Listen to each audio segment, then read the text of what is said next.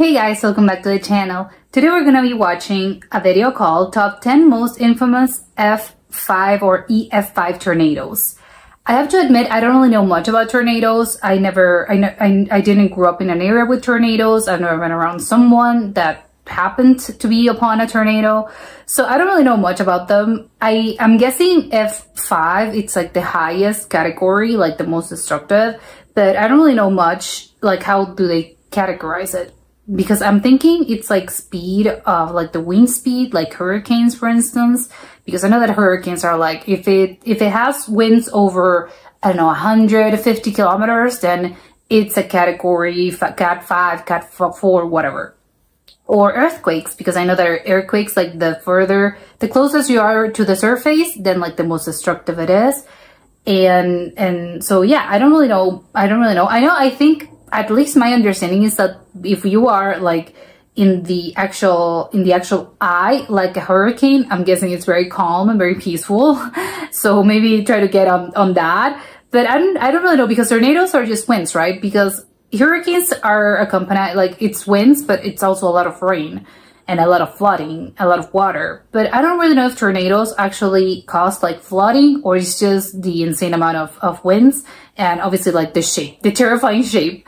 Because, hurricanes also have tornadoes inside of them? Probably not, right? I don't really know. Like I said, tornadoes are a mystery to me. So let's check this out. It looks kind of scary, so I don't know.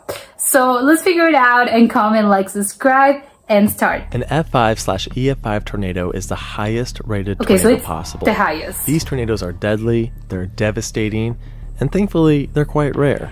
But they so it's rare, and in thankfully. the past 150 years, there have been over 100 tornadoes that are believed to have had F5/EF5 100 in 150? strength. And That's a lot. We're going to do a top 10 list on what I think are the most significant of these tornadoes. What do I mean by significance? Well, essentially I'm talking about the top 10 most famous tornadoes. Whether that's due to the amount of damage it caused, the amount of fatalities, iconic footage that was captured of the tornado, perhaps the lore behind a specific tornado. Oh, there's tornado lore. Really captured the general public's fascination. That's what we're talking about today. Let's get into it.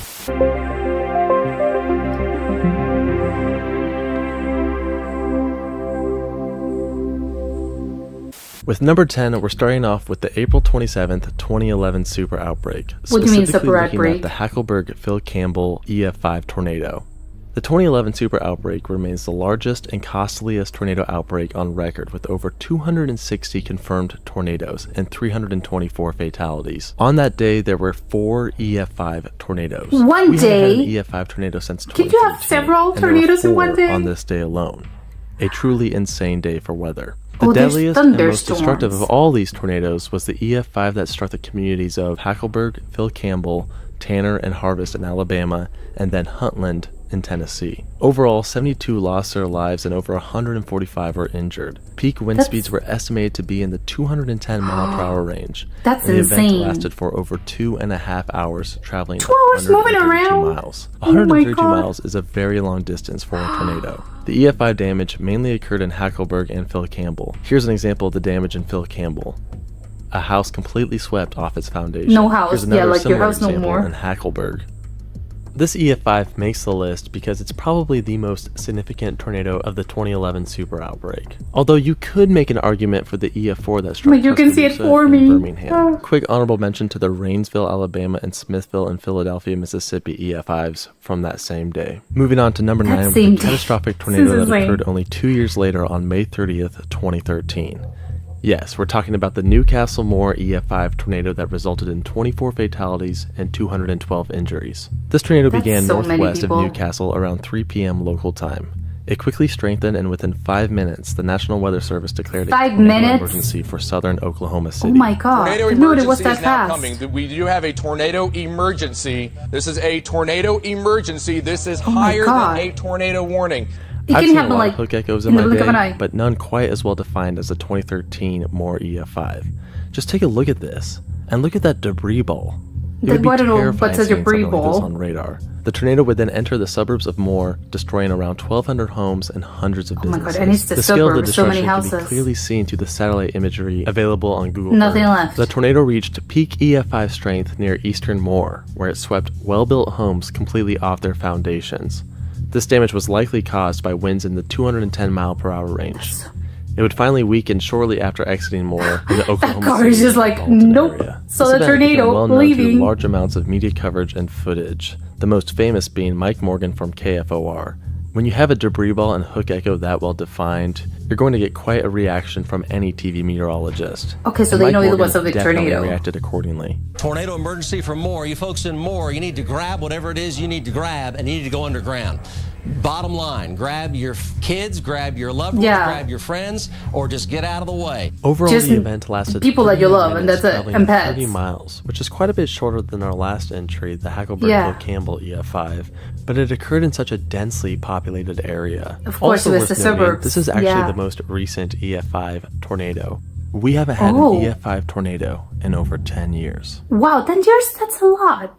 Hopefully it stays like that. Great for the channel. We've really grown quite a bit, and that's awesome. I'm very thankful for it. I'm thankful for all of you. But it's also kind of led to people searching me more and searching more about my personal life. And that's why I'm thankful for today's sponsor, Aura. I don't know if you've ever Googled yourself, but if you have, you might notice, oh wait, holy cow, there's all this information about me on the internet. It's always working in the background. Like, you don't even need to worry about it. If a new data broker pops up, Aura is there to shut them down. They also offer a variety of other features, such as antivirus, password protection, and even parental controls. Be sure to check out Aura.com/Swiggle to get a 14-day free trial. That's 2 weeks free using Aura.com/Swiggle. Thank you so much, Aura, for sponsoring the channel. For number 8, we're going way back to 1953. Okay, it's black and white footage. Must be pretty old. Texas F5. The 1950s. This extremely powerful tornado destroyed over 600 homes and 400 commercial buildings, claiming 114 lives. This makes it the 11th deadliest tornado in U.S. history. And this was actually the most recent single tornado-related disaster to have over 100 fatalities until that's good, because it was over 50 years ago. Over 600 people were injured. Of course, there is no video of the event, but the photos show just how horrific and destructive this tornado was. Yes, the downtown portions of Waco were especially hard, including the R.T. Dennis building, where in that one building alone, 30 would lose their lives. Many of the downtown buildings were constructed poorly, leading to their collapse, burying people inside who were seeking shelter. Thankfully, the Alico building, which was a newer build, did not collapse. Some remnants from the tornado can still be seen to this day with the Dr. Pepper Museum. This brick building partially collapsed, but it was fixed up, and the newer bricks are the lighter color shown here. It is estimated that this tornado had wind speeds close to 261 miles per hour, making it the most powerful we've covered thus far. The Waco F5 is significant for a few reasons. First of all, it's one of the deadliest on record ever. A truly devastating event, but it also represents 1953 as a whole. 1953 was a terrible year for tornadoes. Wow, there was the what makes it so? tornado and the Flint Beecher F5 tornado. All three of these tornadoes eventually led to more advances in civil defense against severe weather. Of course. Next up, the 1991 Wichita Andover F5. On April 26, 1991, around 6 p.m., a tornado formed near the city of Hayesville, Kansas. It quickly intensified to an F3 level where it began to leave a path of destruction through the southern suburbs of Wichita. It then crossed the Kansas Turnpike and destroyed the Greenwich Heights subdivision, creating damage in line with F4 tornado strength. Growing in intensity, just like the piano. Entered the McConnell Air Force Base, where it narrowly missed 10 B-1B bombers worth $280 million each. Oh my God. 2 of these bombers were equipped with nuclear warheads. The tornado destroyed several buildings within the Air Force Base, continuing on towards Andover. As it approached Andover, the tornado completely swept well-built houses off their foundations on par with F5 level damage. At the same time, the tornado sirens in the city failed to activate. Thankfully, police officers quickly entered the Golden Spur mobile home park, informing the residents to seek shelter. This action saved dozens, maybe hundreds of lives. Yeah, but how come the thing didn't do a direct hit? In the end, there were 17 fatalities and 22 injuries. The 1991 Andover tornado is definitely one of the more well-known F5s. One reason why the tornado has become so iconic is due to it looks so big. The same time camcorders became more affordable and abundant. Oh, so everyone was recording. Most people around that time had video cameras. So for that reason, there's a ton of footage of the tornado, including the famous Duke Evans footage and what might be one of the most famous pieces of tornado footage ever, the McConnell Air Force Base footage. Oh my god, the people are yelling in the background.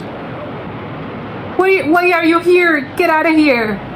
Oh my god, you can see how it's like sweeping everything. Insane. Moving on to number 6, the 1974 Xenia, Ohio F5. Oh my god, look at that picture. This specific F5 tornado was part of a huge tornado super outbreak that occurred on April 3rd and 4th of 1974. Overall, there were 148 confirmed tornadoes, resulting in 319 fatalities and $5.3 billion worth of damage adjusted for inflation in 2024. Of the almost 150 tornadoes, 7 of them were F5s. Remember what I said earlier, that there hasn't been an EF5 since 2013 and more? Well, this super outbreak had 7.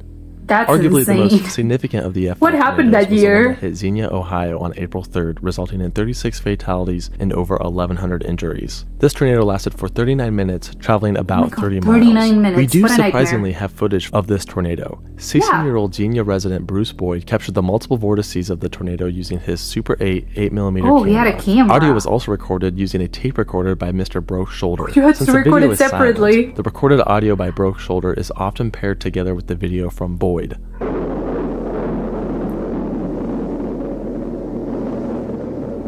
It looks, I know it's insane, but it looks quite beautiful, I think. Although I know it's insane to think about this, but it looks beautiful. Footage from the previous entry, the video captured by Boyd is considered to be one of the most significant videos ever captured of a tornado. Ted Fujita did a large survey of the damage created in Xenia and concluded that the tornado may have had wind speeds over 300 miles per hour. In fact, he originally gave the tornado an F6 plus or minus 1 rating. But then he reversed his rating, giving it an F5 as an F6 is considered inconceivable damage. Essentially, an F5 means like clean slate destruction. I mean, we're talking all that's left is a bare concrete slab. So how can there be an F6 if F5 is already pure, true devastation? You can't measure it. Xenia would be the only town of the 1974 super outbreak to be visited by President Nixon. When surveying the damage, Nixon stated, "As I look back over the disasters, I saw the earthquake in Anchorage in 1964.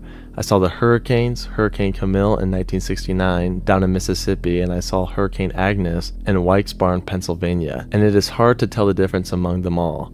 But I would say in terms of destruction, just total devastation, this is the worst I've ever seen." The worst that I have seen? That's insane. Number 5. The May 27th, 1997 Gerald, Texas F5. This enigmatic tornado formed around 3:40 p.m. just east of Gerald, Texas, parallel to Interstate 35. The weather system that formed the Gerald tornado was unique compared to typical tornadoes. For one, the tornado actually traveled the opposite direction of the vast majority of tornadoes, traveling northeast to southwest rather than the typical southwest to northeast. It looks supernatural. I can't believe this is real. A major threat.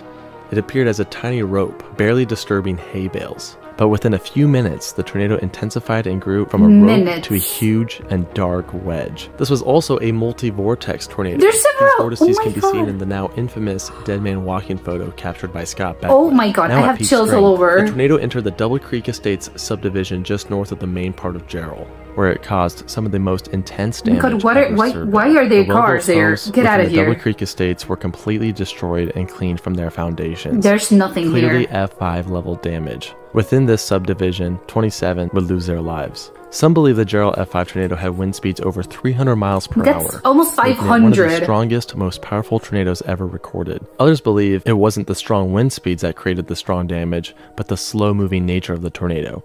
It essentially just sat on top of the subdivision. The Gerald F5 tornado has really managed to capture the fascination of tornado enthusiasts. The fact that it started off as like a small little rope tornado that grew into this huge wedge monster. In a few minutes. It also happened just a year after Twister was released in 1966, so that was still on the minds of many. All in all, a unique yet very tragic. Oh my god, that picture! I can't even look at it. Number 4 tornado on this list is the most recent, truly massive and catastrophic tornadic event. And that is the May 22nd, 2011 Joplin, Missouri EF5. We talked about the 2013 Moore F5 earlier, and of course we did mention the 2011 super outbreak, but the EF5 that hit Joplin stands out on its own. This tornado resulted in 158 fatalities, making it the deadliest single tornado event since the Woodward, Oklahoma F5 in 1947. And this occurred in a time where tornadoes were much better understood, and homes and buildings were built stronger. Yet so why was the event is one of the deadliest in history. But how come it was deadly? As the 7th deadliest in the U.S. The tornado destroyed more than 4,000 buildings, making it the costliest on record at $3.64 billion. Of course, because it was recent, so it's going to lose more money. One aspect that made the Joplin EF5 so deadly was that it was rain-wrapped. People literally couldn't see it coming. There are numerous videos on the internet of people looking straight towards the tornado, but you can't see anything. It's just a massive black wall. Truly terrifying. Yeah, that looks so really scary. Crazy right over there. Oh my god, why are you recording it out of here? To me, the Joplin EF5 tornado is truly a worst case scenario. Yes. Because it formed right before it entered the city, and then it dissipated right after it left. The tornado tore a massive path through the southern portion of Joplin. The satellite images from Google Earth show the large amount of destruction throughout the residential streets and commercial district on Rangeline Road, and the scar can still be seen to this day. Wow. Number 3 on the F5 list is the another tornado old we one? actually just mentioned, the April 9th, 1947 Woodward, Oklahoma F5. 40s. This was a very long-tracked, very intense tornado that completely destroyed Glazier and Higgins in Texas. Completely destroyed Woodward, Oklahoma. The tornado path was at least 98 miles and could have been as long as 200 miles. However, experts are unsure if the path is just the result of one tornado or a series of tornadoes. Oh my god, several of them. 51 died in Higgins and 107 died in Woodward. Overall, the event claimed 185 lives and injured 1,000, making it the 6th deadliest in U.S. history. The tornado was believed to have been over 2 miles wide. The destruction in Woodward, Oklahoma was catastrophic. Do you have pictures? Because that's blocks of the city. It doesn't sound real. There's also a bit of lore behind the Woodward tornado. Okay, what kind of lore? The 3 young girls were never claimed, so their origin is still unknown. No, that's sad. They all received proper burials thanks to the generosity of a local resident named Wayne Lawson. Oh my god, that's so sad. Another victim, Joan Gay Croft, went missing after the event. According to eyewitnesses, she had an injured leg and was receiving care at a local hospital. While she was waiting with others in the hospital basement, 3 men in military uniforms took her away, claiming that they were taking her to Oklahoma City. And what happened to her after that still remains a mystery to this day. Oh my god, I got chills again. In case you are interested. But now it's time to move on to number 2, the runner-up. Definitely the most well-known and infamous modern tornado event. And I have no idea. What is it? 1999 Bridge Creek Moore F5. To this day, this is believed to be the most powerful tornado ever recorded. Because there's so many Wind thunderstorms. speeds between 300 and 320 miles per hour. Hurricanes are massive, obviously, but in terms of power per square meter, this may be the most powerful weather event in recorded history. Wow, in recorded history. A monster. The tornado initially touched down around 6:20 p.m. near the small town of Amber, Oklahoma. Initially, it was an F2, but the tornado grew in strength quite quickly as it traveled through the countryside. By the time it actually reached Bridge Creek, this tornado was already a massive wedge F5. Here's some of the damage it caused in Bridge Creek. Absolutely devastating. Of course, the tornado only had just begun. A very well-defined hurricane had just formed on radar, and it was heading straight towards Moore and southern Oklahoma City. The severity of the situation was incredibly obvious. A huge, confirmed tornado was heading straight towards a highly populated area.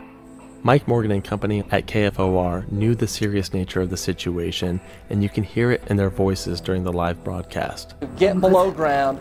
Get in the interior closet or bathroom. Get in the bathtub. We plead with you. There it is, crossing Interstate 35.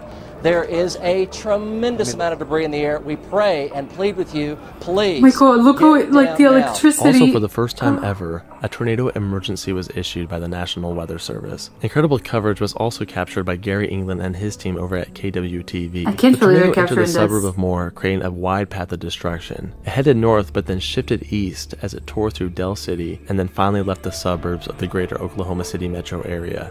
All in all, the tornado lasted 1 hour and 25 minutes. It traveled 38 miles, destroying 8,000 homes, 1,000 apartments, and 260 businesses. The scar could be seen for quite a while through historic satellite imagery. Here it is in 1999, and you can still kind of see it as we go through the years. And to this day, you can still find abandoned driveways that used to lead to homes that were destroyed in the tornado. And never rebuilt. Oh, wow. Oh no, the tornado is significant because it really was a worst case scenario, kind of like Joplin from earlier. Many had feared that something like this would happen towards Oklahoma City, and on May 3rd, 1999, it did. The footage from KFOR, especially the scene with the horizontal vortices where Mike Morgan is left speechless, is still one of the most insane and heartbreaking pieces of tornado footage in existence. You possibly can. That's an F. Look at the horizontal vortex. That is an F4 to an F5. Oh my god! And then it's like the lighting.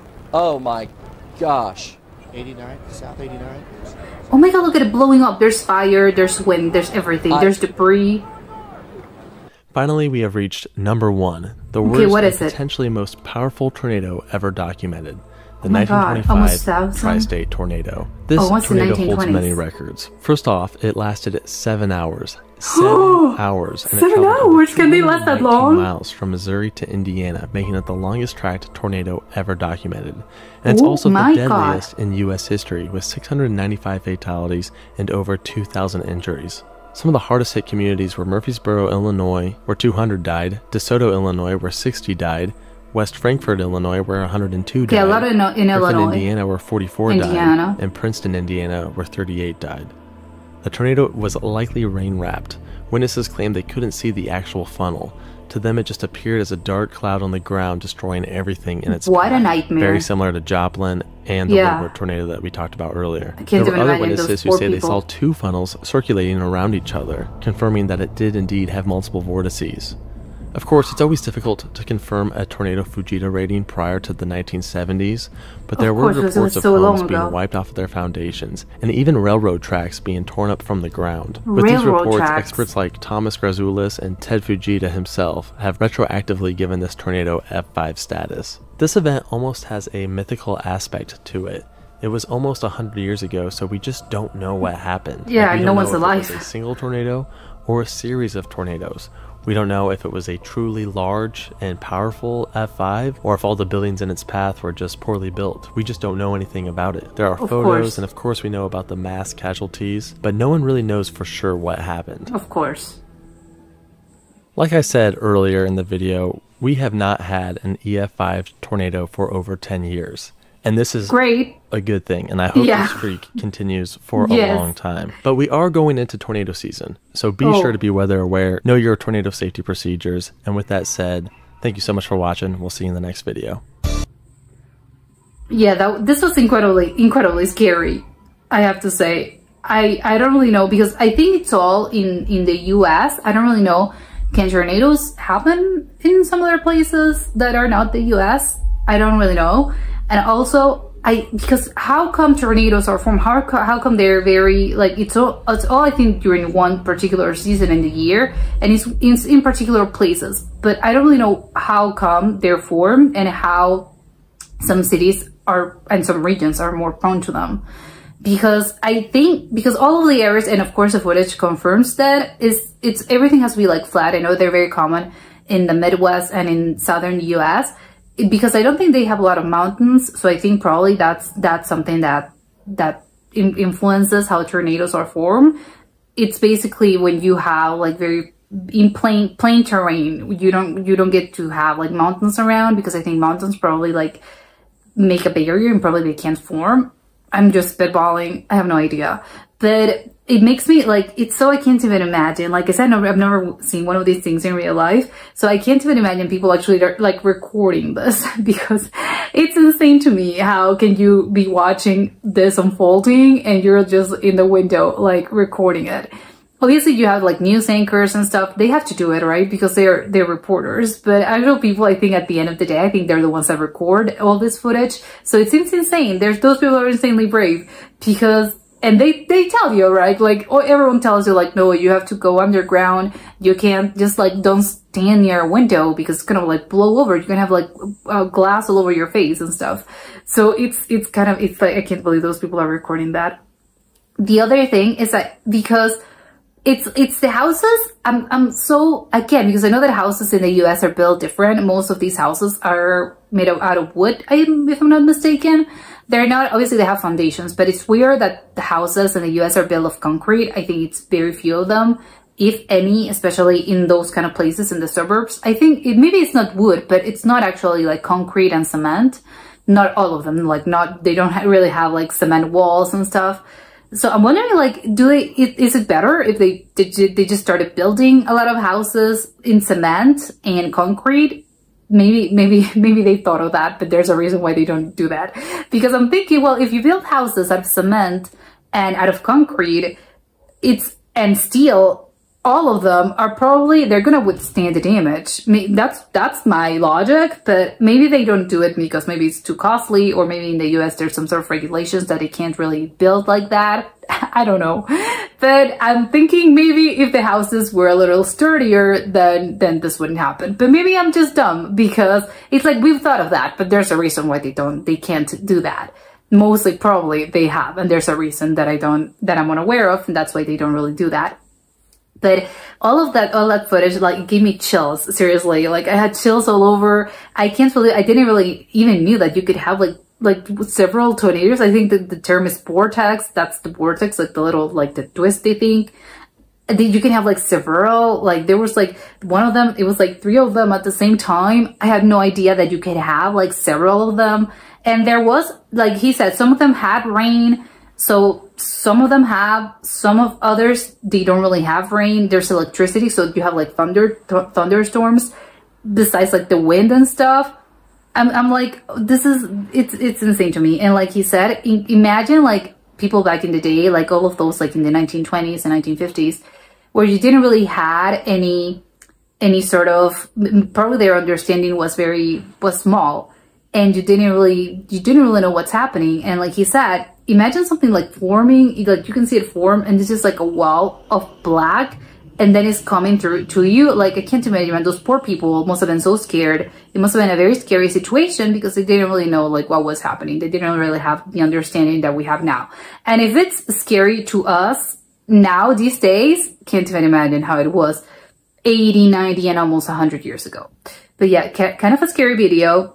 And but it's making me, I like that in the end they tell you like what you should do if you ever encounter a tornado, that you should have to go down below. I know obviously they have like bunkers and stuff, but if you're in a place that you don't really know, if you're not in your house, you don't have a bunker, it's like get in the bathtub, get in the bathroom, don't go into high places, because I think that's probably like the first thing that's gonna go. Like if the tornado comes, probably like the second, third floors are the ones that are gonna, those are the first one to go, because it's gonna like blow up the roof. But yeah, scary situation all around. And also I would like to know the actual difference between a tornado and a hurricane, because obviously I know that visually they don't look similar, they're very different, but it's wind, right? So how come tornadoes are formed in some places? How come hurricanes are formed in others? Because I'm thinking probably that their nature is the same, and what changes is, you know, I don't know, geographically or something, like what makes a tornado different from a hurricane. I'm guessing it's probably, again, like maybe there's more mountains or something, maybe the height of where the place, like if higher places get hurricanes and flatter places get tornadoes, I don't know. But yeah, incredibly interesting. Hopefully you enjoyed it as much as I did, and I'll see you soon. Bye.